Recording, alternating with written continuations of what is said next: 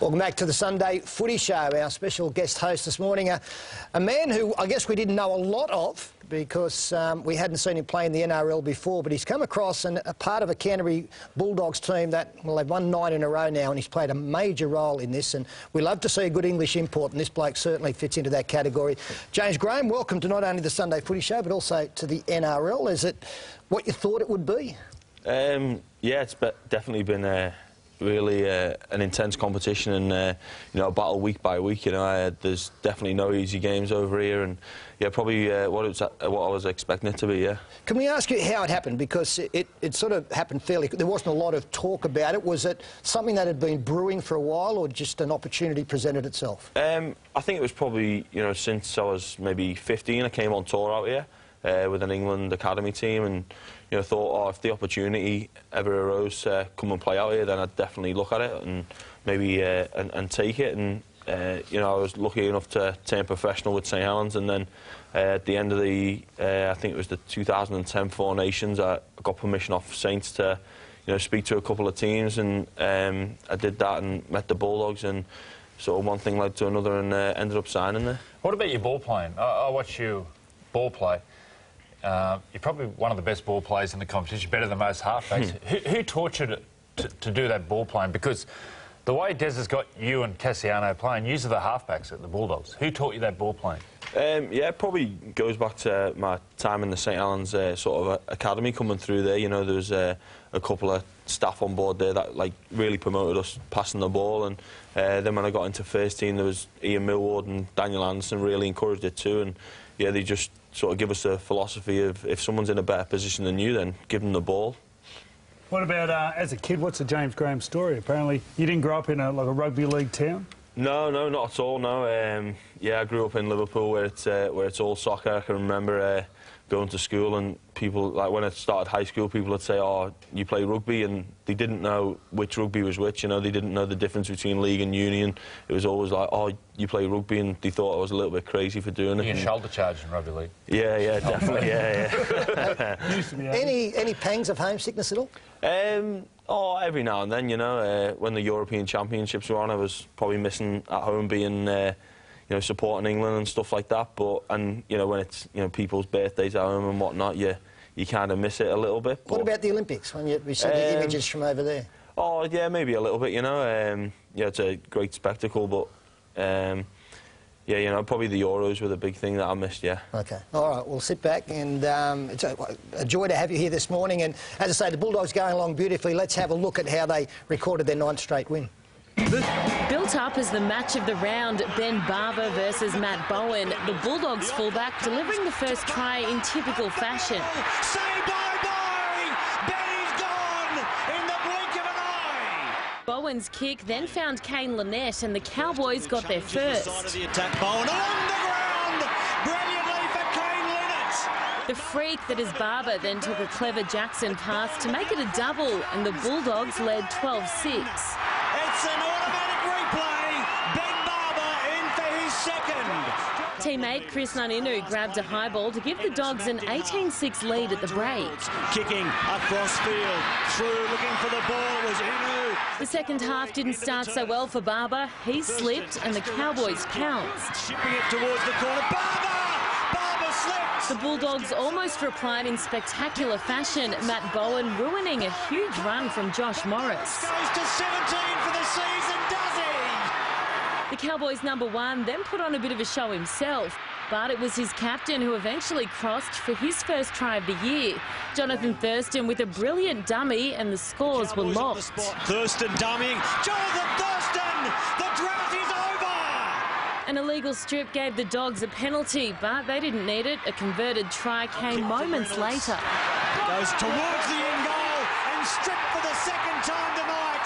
And icing on the cake for the competition front runners, a Benny Barber hat-trick to wrap it up 32-18, their 9th win in a row. And here's Jackson flicking the ball to Ben Barber for 3. There's the icing. Ben Barber goes to the top of the...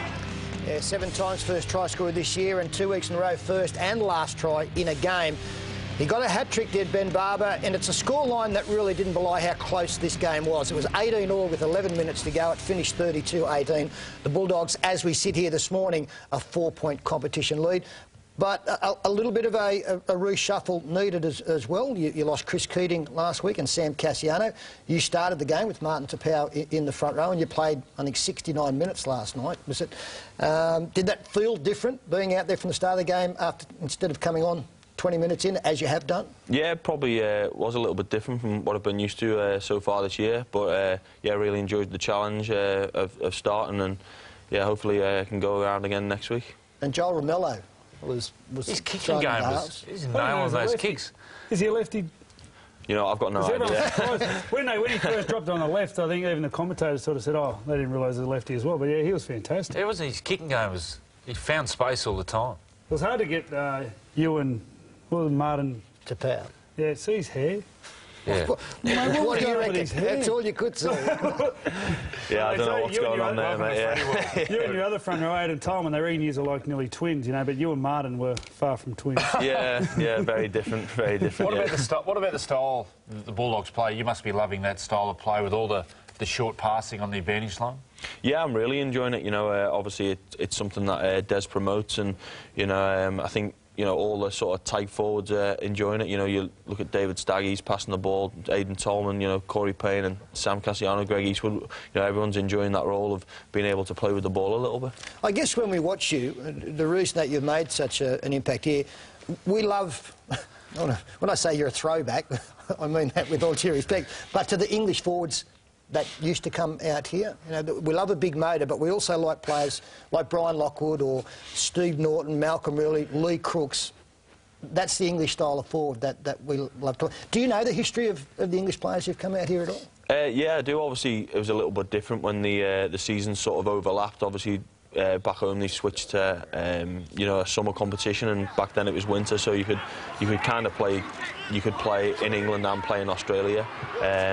But obviously that changed when you know they switched to summer, as I say. But yeah, I do have a little bit of history. Well, know a little bit of the history about when Crooksy and them came over. Does Des Hasler have any confines on you? Like, what instructions do you have to play under him? Yeah, well, obviously we've got a game plan that obviously you know, we're allowed to promote the ball in the forwards, and you know, it's not too structured, and yeah, he just encourages people to push with his big men. What about Great Britain or England? Do you think they'll ever beat Australia in a series? Now you've come out here and you've seen how big rugby league is in Australia, and especially State of Origin, how big that is. Do you think England can ever beat Australia in a series? Well, I hope so. That's what we're aiming towards as a nation, you know. We look back, it's probably been, I think 2006 was the last time we had a victory over Australia, but you know, sometimes the results probably haven't gone our way, but you know, we've not gone too bad. I think we beat New Zealand 3-0 in 2007 in a Test series, the same team that went on to win the World Cup the year after. So I don't think we're too far away, and you know, they're doing a lot of work back home. You know, they've really upped their preparation and things like that back home, and you know, it's a credit to the rugby league, because you know, they're not accepting, you know, the results that have gone on in the past, and they really want us to get, you know, to victories over Australia and winning tournaments again. Speaking of Test football, in this game you're up against Australia's two front rowers in James Tarmo and Matt Scott. How did you find that? Oh mate, yeah, it was very tough. You know, those two, you know, obviously both playing Origin, and both will probably play for Australia at the end of the year, and probably for a number of years to come too. And yeah, they were very tough, you know, both exceptionally strong and didn't stop all night. I thought there were some great clashes. Obviously, the one that featured was the fullbacks. We'll have a look at Benny Barber in a minute. But the two number 6s up against each other, Thurston and Josh Reynolds. The number 3s, Brent Tate and Josh Morris. The question I was going to ask, well, what was it like to be on the field? Like, Jonathan was there, you had Matty Bowen, you had these just... The blokes are lighting up our competition at the moment. How was it to be on the field and watch them do their magic? And with Ben Barber. Oh, mate, yeah, you know, it's one of the things you just can't afford to have a play-off in defence. You know, every play you've got to be up there, you've got to be switched on your game, because, you know, you give Thurston and Bowen and them kind of guys any kind of space or a split second to get away. It's, you know, under the sticks. And yeah, must be thanks nice for to coming. watch this bloke get a ball. I don't think I've ever seen a guy with better instincts for the game. His first try, everyone was standing still, and he was the only one moving. He just gets himself into space. And there was a stage of the game last night where he chip kicked, and the ball bounces back to him. But the only bloke who knew was... Well, there's two guys who read it. One was Ben Barber. He knew the ball was going to bounce. And the other one was Matt Bowen. It's just there. Absolute freakish players. I haven't said that. If I was that quick, I'd be there too. I'd be around all the time. But no, wonderful win for the Canterbury Bulldogs. And look, I don't think the North Queensland Cowboys lost too many admirers in that game either. They will play finals football this year, and I don't think you want to be taking them on because they are unpredictable and have got some of the best and most explosive players in the competition. But at the moment, as we say, the Dogs lead the competition by 4 points, and that will depend on today's result with South Sydney as to whether they maintain that.